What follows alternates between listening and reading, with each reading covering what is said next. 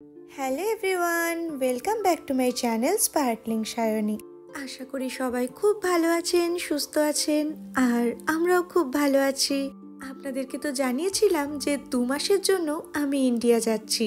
এই 2 মাস হয়তো কোনো ভিডিও শেয়ার করতে পারবো না, তবে এই 2 মাসের ভিডিওগুলো অবশ্যই আপনাদের সঙ্গে শেয়ার করব। আর আজকে যে ভিডিওটা আপনাদের সঙ্গে শেয়ার করছি সেটা হচ্ছে ওই অগাস্ট মাসের। দেখতেই পাচ্ছেন এটা হচ্ছে প্যাকিং এর ভিডিও, মানে আমরা জার্মানি থেকে ইন্ডিয়া যাওয়ার সময় কি কি নিয়ে গেছিলাম এটা সেটাই। তো এটা ওই 5th অগাস্টের ভিডিও, মানে ওই যাওয়ার ঠিক 1 সপ্তাহ আগে, কারণ আমাদের গোছানোর সব কিছুই লাস্ট মোমেন্টে হয়। তো এখানে ম্যাক্সিমামই রয়েছে আমাদের বাড়ির জিনিসপত্র, তবে এই ছুরিটা হচ্ছে আমার মাসির জন্য। আর এখানে যে দেখছেন কিছু কাজুর প্যাকেট, এটা হলো ভাজা কাজু। এছাড়াও রয়েছে সাবান, শ্যাম্পু। এর মধ্যে আমাদের বাবা মা ছাড়াও রিলেটিভদের জন্য অনেক কিছু কেনা আছে। তবে এখানে যেগুলো দেখছেন ম্যাক্সিমাম ওই সাবান, শ্যাম্পু, তার সাথে আছে বডি লোশন, কফি, আর আছে কিছু পারফিউম, মানে ওই রোজকার ব্যবহারের জিনিসপত্রগুলো। তবে বাবা আর মায়ের জন্য আলাদা করে কিছু জিনিস কেনা আছে, চলুন ওগুলো একবার আপনাদেরকে দেখাই। এই যে এগুলো স্পেশালি কেনা হয়েছে বাবা আর মার জন্য। এই যে ব্যাগটা দেখছেন, এটা আমার শাশুড়ি মায়ের জন্য কেনা। কি সুন্দর দেখতে হয়েছে না ব্যাগটা। আর এই ব্যাগটা অভিকের দিদার জন্য। অভিকের দিদার জন্য যে কি নেব ভেবে ভেবে তো হয়রান, তারপর ফাইনালি ওই ব্যাগটা নিয়েছি। আর এটা হচ্ছে আমার মায়ের জন্য। দুটো ব্যাগই সেম ব্র্যান্ডের, তবে কালারটা আলাদা। সামনে একটা ছোট পকেট আছে। এই রংটা আমার এত ভালো লাগলো, ভাবলাম এটাই নিয়ে নিই। আর এদিকে বাবার জন্য জামা কিনতে গিয়ে হয়ে যায় মুশকিল, কারণ বাবার আবার এই পকেটওয়ালা জামা ছাড়া চলবে না। আর এখানে এই পকেটওয়ালা জামা তো খুঁজেই পাই না, অবশেষে অনেক খুঁজে খুঁজে ওই জামাটা পেয়েছি। আর এদিকে এটা হচ্ছে শ্বশুরমশাইয়ের জন্য, আর এটা একটা টি শার্ট, এটাও শ্বশুরমশাইয়ের জন্য। আমার বাবার জন্য তো নিতে পারলাম না, কারণ এগুলোর একটাতেও পকেট নেই। আর এই যে জামাটা দেখছেন, এটা আবার মেডসিঙ্গান থেকে কিনে আনা। আর আমার বাবার যে জামাটা, সেটা আমরা একবার বার্লিন হামবুর্গ বেড়াতে গেছিলাম, সেখান থেকে পেয়েছিলাম। এরপর এই যে জামাটা দেখছেন, এটা নিয়েছি আমার এক বোনের ছেলের জন্য। ইন্ডিয়াতে তো বেশিরভাগ সময় গরমটাই থাকে, তাই ওর জন্য এই হাফ প্যান্টের সেটটা। আর এই জামাটা নিয়েছি আমার এক বন্ধুর মেয়ের জন্য। একটু বড় দেখেই নিয়েছিলাম, রনির থেকে একটু ছোট, তবে ওই রনির সাইজেরই এই জামাটা নিয়েছি। তো আমি মোটামুটি এই জিনিসগুলোই নিয়ে যাব, আর বাকি জিনিসপত্র 1 মাস পরে অভিক আনবে। আর আজকে হচ্ছে 11 তারিখ, আমাদের বেরোবার দিন।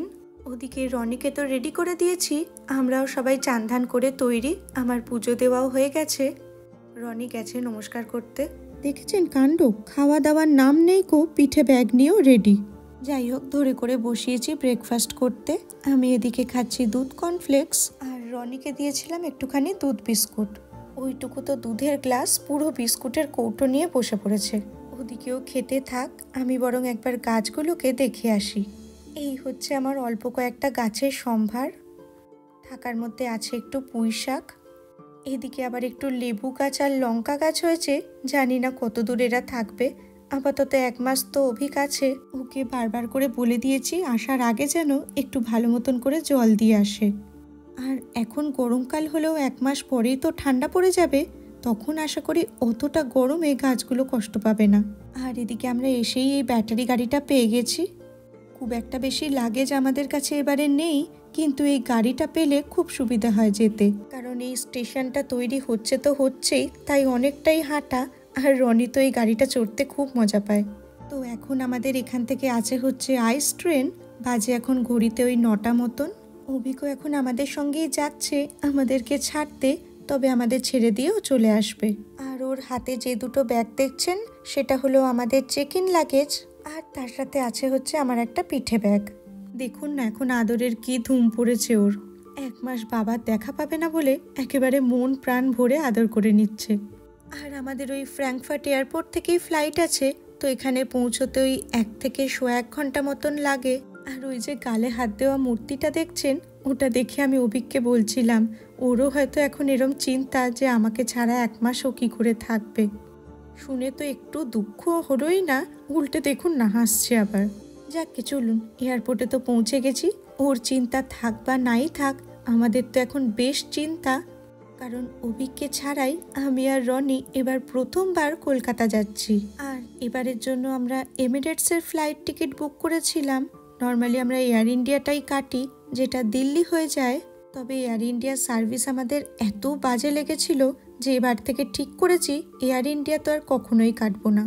তো আমরা এমিরেটসের চেক ইন কাউন্টারে চলে এসেছি, যদিও এখন চেক ইন শুরু হতে অনেকটাই দেরি আছে। আর এত তাড়াতাড়ি চলে এসেছি বলে দেখুন না, একদমই প্রায় লাইন নেই। আর আমাদের লাগেজও তো খুব বেশি নেই, ওই 1-2 জনের পরেই আমরা ছিলাম লাইনে। ওদিকে সব লাগেজগুলো চেক ইনে দিয়ে দিয়েছি, আর বোর্ডিং পাসও কালেক্ট হয়ে গেছে। আর এই জার্মানির এয়ারপোর্টে একদম ইমিগ্রেশন পর্যন্ত আপনার সঙ্গে যে আসবে সে যেতে পারে। ওর বাবাও তাই এই পর্যন্ত এসছিল। এবার রনি টাটা করে দিচ্ছে। বাবাকে বলছিলাম, আমার মন খারাপ হয়ে গেছিল, ভাবছিলাম বাবা কবে আসবে। আমি বাবাকে বলছিলাম গুড বয় হয়ে থাকবো, সব কথা শুনবো। বাবা তো যা বলার বলে দিল, এবার ও যে কটা কথা শুনবে সেটাই এবার দেখার। এবার তো টাটা করতেই হবে, কারণ এরপরে ইমিগ্রেশন, আর ইমিগ্রেশনের আগে পর্যন্তই অ্যালাউ করে। 1:00 বাজে, এখনো অনেকক্ষণ বাকি। আমাদের সব কিছুই হয়ে গেছে, সিকিউরিটি, ইমিগ্রেশন সব কমপ্লিট। E5 গেট নাম্বারেও চলে এসেছি। এখান থেকে আমাদের দুবাই যাওয়ার ফ্লাইটটা রয়েছে। আর এই যে রনি, ওর বাবাও ট্রেন ধরে নিয়েছে বাড়ি যাওয়ার জন্য। এদিকে একটু বাচ্চাদের খেলার জায়গা মতন ছিল, তো ওখানেই এখন রনি খেলছে। তবে এটা আমাদের গেটটা নয়, পাশের গেটটা। কেন আমরা লাগেজ নিচ্ছি না? লাগেজগুলো তো জমা করে দিয়েছি মা। আবার যখন আমরা কলকাতায় যাব তখন আমরা নেব লাগেজগুলো। ওকে, এবার আমরা এসছি এই যে ডিউটি ফ্রি এরিয়াতে। তো এখানটা একটু ঘুরে নেবো। আপাতত অনেক পরে ফ্লাইট, আমরা 12:15 নাগাদ চলে এসেছি। 3:15-তে ফ্লাইট আমাদের। কি হয়েছে তোমার চিন্তা, কি বলো? কেন লাগেজগুলো আমরা নিচ্ছি না? এটা তোমার চিন্তা, খুব তো চিন্তা। ওর খুব চিন্তা হয়ে গেছে কেন আমরা লাগেজগুলো নিচ্ছি না। লাগেজ জমা করে দিয়েছি, সেই থেকে ওর চিন্তা কেন আমরা লাগেজগুলো নিচ্ছি না। ওদিকে অভিকেও টাটা করে দিয়েছি, ওর সাথে দেখা হবে আবার 1 মাস পর। মনটা একটু তো খারাপ করছে। চলো আবার একটু বাদে দেখা হবে আপনাদের সাথে। বসে আছি আমরা বোর্ডিংয়ের জন্য। অনেকটা সময় কি করে কাটাবো তাই ভাবছি। ওই মাঝে মাঝে একটু বাড়িতে ফোন করছি, কখনো অভিককে ফোন করছি। আর আমাদের সাথে রয়েছে প্রচুর খাবার দাবার। স্পেশালি এই এতটা সময় কাটানোর জন্য সব থেকে উপযুক্ত হচ্ছে মাঝে মাঝেই কিছু খেতে থাকা। রনিও বেচারা বসে বসে বোর হয়ে যাচ্ছে, আর এই চেয়ারটার জন্য অনেকক্ষণ ধরে অপেক্ষায় ছিল, অবশেষে ফাঁকা পেয়েছে। যাকে প্রায় 3টে বাজতে যায়। এবার আমাদের ডাক পড়েছে ফ্লাইটে ওঠার জন্য। তো ওই এসকালেটার দিয়ে নেমে চলুন একদম সোজা উঠবো ফ্লাইটে। তারপরে তো ব্যাস আর কিছুক্ষণের অপেক্ষা। এবার রনিকে এই দায়িত্ব দিয়েছি আমাদের কোন সিটটা সেটা খোঁজার জন্য। এখন দেখছেন যে পুরো ফ্লাইট ফাঁকা, এমনটা মোটেই নয়। গোটা ফ্লাইট কিন্তু একদম ভর্তি ছিল। আর ফ্লাইটে ওঠার সাথে সাথেই রনি পেয়ে গেছে ওর গিফট। এমিরেটসে বাচ্চাদের সঙ্গে ট্রাভেল করলে অনেক রকম সুযোগ সুবিধা পাওয়া যায়। যেমন এই ফ্লাইটে ওঠার সাথে সাথেই ওকে দিয়েছিল একটা বাচ্চাদের কিট, যেটার মধ্যে ছিল একটুখানি ড্রয়িং বুক, কালার পেন্সিল, আর আমি পেয়েছিলাম এই মেনু কার্ডটা। তো কি খাবারের অপশান আছে দেখতে দেখতেই একজন এসেছিলেন ফটো তোলার জন্য। এমিরেটসে ট্রাভেল করলে যদি বাচ্চাদের সঙ্গে আপনি থাকেন তাহলে ওনারা জিজ্ঞেস করেন যে ফটো তুলতে চাই কি না। যদি আপনি হ্যাঁ বলেন তাহলে সঙ্গে সঙ্গেই ফটো প্রিন্ট করে আপনাকে দিয়ে দেবে। আর এই ফটোটা একটুখানি ঠিকঠাক হতে সময় লাগে। তার সাথে একটা এরকম কার্ডও দিয়েছে যেটার মধ্যে আপনি ফটোটা আটকাতে পারেন। আর এই ফটোটা ফার্স্টের দিকে এরকম একটুখানি হালকা থাকে, পরে আস্তে আস্তে ডিপ হয়ে যায়। তারপরেই আবার কিছুক্ষণের মধ্যেই বাচ্চাদের খাবারটা সার্ভ করে দিয়েছিল। বাচ্চাদের খাবারের মধ্যে একটাই অপশন থাকে, কারণ আমাদের তো কিছু জিজ্ঞেস করেনি কি খাবার দেবে, তো কিডস মিল বলে লেখা ছিল। এটার মধ্যে ছিল হচ্ছে রাইস, তার সাথে একটু ভেজিটেবলসের মতো ব্রোকলি আর গাজর ছিল, আর ওদিকে ছিল মিটবল উইথ রেড সস। ওদিকে ডেজার্টের মধ্যে ছিল একটু চকলেট মুস, আর তার সাথে ব্রেড এইসব থাকে। দাঁড়ান, আমার খাবারটাও দিয়ে দিয়েছে। এই যে রেড মার্ক করা আছে এটা মানে হচ্ছে ননভেজ। এটার মধ্যে আছে হচ্ছে রাইস, মাঝখানে দিয়েছে কিছু গাজর, আর এটা হচ্ছে হোয়াইট গ্রেভির চিকেন। আর এদিকে দিয়েছে একটুখানি চিজ বাইট। এদিকে আছে হচ্ছে ডেজার্টে দিয়েছে চকলেট সল্টেড ক্যারামেল ডিলাইট টাইপের একটা কিছু, ওই মুজই হবে হয়তো। আর এদিকে একটুখানি কর্নের সাথে কিছু একটা স্যালাড হবে। এখানে দিয়েছে একটুখানি বিস্কুট, একটুখানি চিজ, তার সাথে বাটার, আর এক টুকরো ছোট্ট একটা চকলেট, আর এক বোতল জল। ড্রিঙ্কস তো আনলিমিটেড, মানে তার সাথে আপনি জুস, সফট ড্রিঙ্ক যা ইচ্ছা নিতে পারেন। চলুন, অনেকক্ষণ খাবার খাইনি, জোর খিদে পেয়ে গেছে, তাড়াতাড়ি আগে খাবারটা খেয়ে নিই। আর এদিকে আমি খেতে খেতেই রনিকেও খাইয়ে দিচ্ছিলাম। তারপর এখানে দেখলাম অনেকগুলো নতুন নতুন সিনেমা আছে যেগুলো দেখা হয়নি। ভাবলাম খাবারটা খেয়ে নিয়ে চলুন দুজনেই বসে একটুখানি সিনেমা দেখা যাক। ওদিকে রনি তো এলসা, ডিজনি এগুলো নিয়েই ব্যস্ত ছিল, ও নিজের মতন চালিয়ে চালিয়ে দেখছে। আর আমিও এদিকে দেখতে দেখতে কখন যে ঘুমিয়ে পড়েছিলাম। হঠাৎ দেখি নামার আগে একটা করে আবার এত বড় বড় আইসক্রিমের টাব দিয়ে গেছে। আর আমাদের তো গলার অবস্থা প্রচণ্ড খারাপ। ওদিকে রনিও কাশছে, দেখি একটা টাব খুলে একটু টেস্ট করি। না, প্রচণ্ড ঠান্ডা জানেন, আইসক্রিমটা একদম খাওয়া গেল না। আর এদিকে এখন গোটা ফ্লাইট অন্ধকার, সবাই হয় ঘুমোচ্ছে নয় টিভি দেখছে। আর এই সময় সব থেকে মুশকিল হয়ে যায়, যে দেশের উপর দিয়ে যাচ্ছে সেখানকার লোকাল টাইম দেখায়। তাই এখন আসলে কটা বাজে, যেখানে যাচ্ছি সেখানে কি অবস্থা কিছুই বুঝতে পারছি না। তো যাই হোক, এখন আমরা আপাতত এখান থেকে যাব দুবাই। আর দুবাই ল্যান্ড করেই আমরা এখন নেমে পড়েছি ফ্লাইট থেকে। পরের ফ্লাইটটা আছে আমাদের বোধহয় 2-2.5 ঘন্টা পরে। আর এদিকে একা একা বাচ্চা নিয়ে ট্রাভেল করছিলাম বলে আমরা হুইল চেয়ার বুক করে নিয়েছিলাম। তো ফ্লাইট থেকে নামার পর আমাদের ওখানটা বসে একটু অপেক্ষা করতে বলেছিলেন। তারপর একটা বাগি আসতেই আমরা দুজন উঠে পড়েছি। আমাদের কেবিন লাগেজ তো সেরকম কিছু নেই, ওই আমার একটা পিঠে ব্যাগ আর ওর একটা পিঠে ব্যাগ। আর আমাদের চেক ইন লাগেজগুলো একদম কলকাতাতে গিয়েই পাবো। আর রনির তো সেই একই চিন্তা, কেন আমরা লাগেজগুলো নিচ্ছি না। তো দুবাইতে আমাদের টার্মিনালও চেঞ্জ করতে হয়েছিল, সেজন্য ট্রেনে করে আমরা গেছিলাম অন্য টার্মিনালে। তবে এই হুইল চেয়ার বুক থাকলে একটা সুবিধা হয় যে এত বড় এয়ারপোর্টে আমরা কোথা দিয়ে যাব, কোন গেটে যেতে হবে, কিছুই খোঁজার কোনো ঝামেলা নেই। আরামসে চুপচাপ আমরা বসেছিলাম। আমাদের বোর্ডিং পাস যেটা ছিল সেটাও ওনাদের হাতে ছিল। তবে আমাদের একটাই চিন্তা ছিল যে এখন তো জার্মানিতে রাত্রিবেলা, রনি না ঘুমিয়ে পড়ে। কিন্তু যাকে, ও তো ঘুমায়নি, বরং প্রচণ্ড সাপোর্ট করেছে আমাকে। কারণ আমার ওই একটাই চিন্তা ছিল যে ও ঘুমিয়ে পড়লে আমি কী করে এতটা রাস্তা ওকে কোলে কোলে ম্যানেজ করব। আর যেহেতু ফ্লাইটে আমার কথা শুনে ঠিকঠাক মতন ঘুমিয়ে নিয়েছিল, তাই এখন এখানে এরকম একটা প্লেগ্রাউন্ড মতন ছিল, ওখানে অনেক রকমের দোলনা আছে। তো ওগুলোই এক একটা করেও এক্সপ্লোর করছিল, আর আমি এখানে চুপচাপ বসেছিলাম। তারপর ফ্লাইটের বোর্ডিং শুরু হতেই ব্যাস বাবা, এবার ফ্লাইটে গিয়ে বসতে পারলে একদম শান্তি। কারণ এই ফ্লাইটটা আমাদের সোজা নিয়ে যাবে দুবাই থেকে কলকাতা। আর ওদিকে এই সেকেন্ড ফ্লাইটটাতেও রনিকেই দায়িত্ব দিয়েছিলাম সিট খোঁজার। এদিকে প্রথমে ছিল প্রিমিয়াম ইকোনমি, আর এই প্রিমিয়াম ইকোনমিটা পেরোলেই ইকোনমি সিট। আর রনিকে যেহেতু সিট খুঁজতে দিয়েছিলাম, এটার মধ্যে এই ছোট ছোট অ্যাক্টিভিটিগুলোর মধ্যে ও ভীষণ মজাও পাচ্ছিল, আর আমারও অনেকটা হেল্প হয়েছে। আবার ওই সেকেন্ড ফ্লাইটে উঠতেই রনি একই গিফট পেয়েছে, ওই কিটটা। এগুলো বেশ ভালো হয়, গোটা ফ্লাইটটা ওকে বেশ ভালো মতন ব্যস্ত রাখা যায়। তার সাথে অবশ্যই এবারে এক্সট্রা এই ব্যাগটা পেয়েছে। আর তারপরে তো বললামই, জার্মানিতে যেহেতু এখন অনেক রাত, বেচারা ফ্লাইটে উঠেই ঘুমিয়ে পড়েছিল। ওদিকে এই অন্ধকারের মধ্যেই খাবার দিয়ে গেছে। ও আমার কোলে ঘুমিয়েছিল, ততক্ষণেই দেখছি কিডস মিলও দিয়ে দিয়েছে, আর তার সাথে সাথে আমার খাবারটাও দিয়ে দিয়েছে।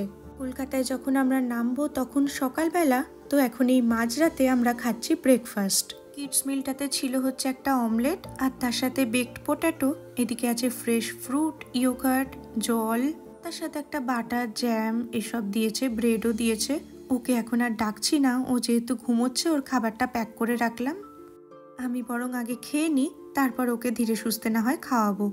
তো আমার মিলটাতে ছিল হচ্ছে আন্ডা ভুর্জি, আর ওই যে দুটো চপের মতন, ওটা হচ্ছে কিডনি বিনসের কাবাব, আর তার সাথে একটা টমেটোর চাটনি। আর ওদিকে তো ফ্রেশ ফ্রুট, ইয়োগার্ট, পাউরুটি, বাটার, জ্যাম এগুলো দিয়েইছে। ও ডেজার্টে ছিল একটা সাগু ক্ষীর, আর তার সাথে তো জুস, চা, কফি এগুলো আপনি যত চাইবেন পাবেনই। আমার খাবারটা খাওয়া হয়ে গেলে রনিকে ডেকে তুলে কিছুটা খাইয়েছিলাম। আর ওদিকে বাইরে তাকাতেই দেখি এখন সকাল হয়ে গেছে। দেখেই মনটা এত ভালো লাগলো। আর কিছুক্ষণের মধ্যেই দেশের মাটি স্পর্শ করবে ফ্লাইটটা।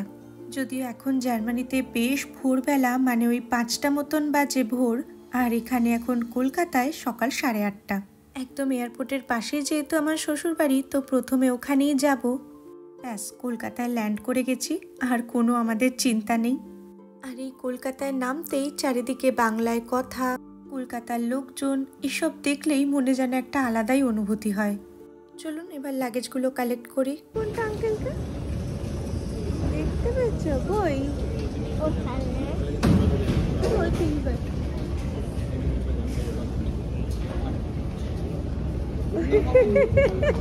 বলে বাবা লে, আই তুই পারিস কখনো? হ্যাঁ, আরেকটা খোঁজো, আরেকটা খোঁজো, আরেকটা খোঁজো, কালো ব্যাগটা খোঁজো। দেখুন কাণ্ড, ব্যাগটা ওর থেকে ভারী, ও কিনা গেছে ব্যাগ নামাতে। আর এদিকে তো গাড়ি নিয়ে রনির দাদু ঠাম্মা চলে এসছে। ভালো করে দাও।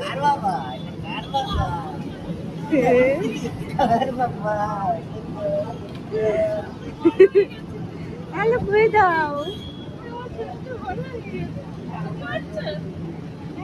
প্রায় 2 বছর পর নাতির সাথে দেখা। আর এদিকে কত মানুষ যে অপেক্ষা করছে তাদের প্রিয়জনদের দেখার জন্যে। ওদিকে অভিকও অপেক্ষা করছে 1 মাস পর ওর সাথে আবার আমাদের দেখা হবে।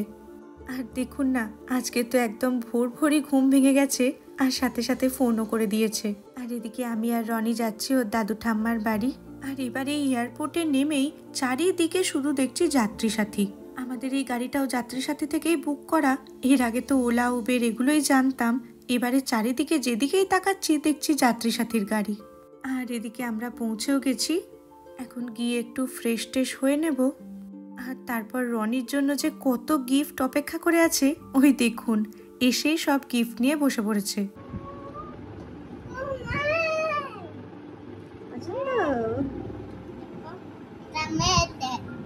এটা মেয়েদের, এটা আমার।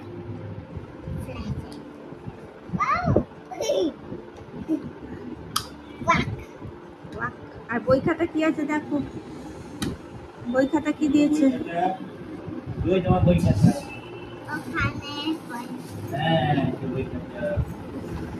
হ্যাঁ, এত বই খাতা পুরো উদ্ধার হয়ে যাবি তুই।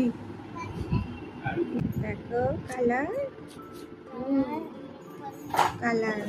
আর ও তো কি বাবারে, এটা পেন্সিলের সেট, এখানে খাতা, তারপরে ফ্রুট ভেজিটেবলস এর বই, প্লে উইথ কালার্স এর বই, আরো একটা কালার্স এর বুক। কোনটা কালার করবে আজকে? কোনটাই না, এইটা প্রথমে খুলবে। খোলো।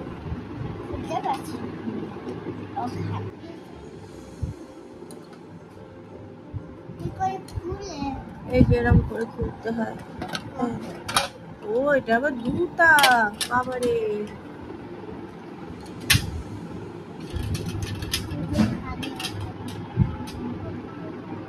থ্যাংক ইউ বলেছো মা? ঠাম্মিকে থ্যাংক ইউ বলেছো? থ্যাংক ইউ বলো। থ্যাংক ইউ ঠাম্মি বলো, থ্যাংক ইউ ঠাম্মি বলো, জোরে বলো। আচ্ছা তুমি জোরে চেঁচিয়ে বলো।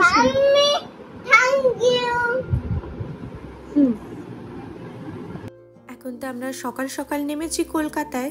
তো সকালে আজকে ব্রেকফাস্টে ঠাম্মি বানিয়েছিল ধোসা। এখন তো দেখছেন একদম গুড বয় হয়ে খেয়ে নিচ্ছে। এরপরে শুরু হবে ওর দুষ্টুমি। আর এদিকে এত টাইম জোন পাল্টেছে, টাইম তো একদম গন্ডগোল হয়ে গেছে। আর এদিকে ডাইনিং টেবিলের সামনেই একটা ঘড়ি লাগানো ছিল, যেটা 1:30 বেজে বন্ধ হয়ে রয়েছে। আর ওদিকে ধোসা খেতে খেতে আমি ভাবছি বোধহয় দুপুরের লাঞ্চটাই হয়ে গেল। এখন 1:30 বাজে, যাই একটুখানি ঘুমিয়ে নিই। এই করতে গিয়ে ঘুম থেকে উঠে হঠাৎ দেখি লাঞ্চ সার্ভ করে দিয়েছে। আমি ভাবছি লাঞ্চ খেয়ে ঘুমোলাম, আবার কোথা দিয়ে লাঞ্চ এলো, কি কাণ্ড বলুন দেখি। আর ওদিকে রনির শুরু হয়ে গেছে খাওয়া নিয়ে অশান্তি। সবাই মিলে এখন চেষ্টা চরিত্র চালাচ্ছে ওকে খাওয়ানোর জন্য। ওদিকে যত গিফট পেয়েছে সব জিনিসপত্র এখানে নিয়ে বসেছে, কোনটা কাজে লাগে। আর আমি এত টায়ার্ড হয়ে ঘুমিয়ে পড়েছি, রনির চোখে একটুও ঘুম নেই। এসে শুরু হয়ে গেছে ওর গোটা বাড়ি তোলপাড় করা। দেখছেন, সোফা থেকে সমস্ত বালিশগুলোকে ফেলে দিয়েছে। তাতেও দাদু ঠাম্মির তো ওকে বকাঝকার কোনো সিনই নেই, উল্টে আদর মনে হয় আরও বেড়ে গেছে। দেখি এই খাওয়া কতক্ষণ চলে। চলুন আজকের মতন ভিডিওটা তাহলে এখানেই শেষ করছি। সবাই খুব ভালো থাকবেন, সুস্থ থাকবেন, আনন্দে থাকবেন। আশা করব পরের ভিডিওগুলো খুব তাড়াতাড়ি আপনাদের সঙ্গে শেয়ার করতে পারবো। দেখা হচ্ছে আবার পরের ভিডিওতে। তাহলে আজকের মতন টাটা।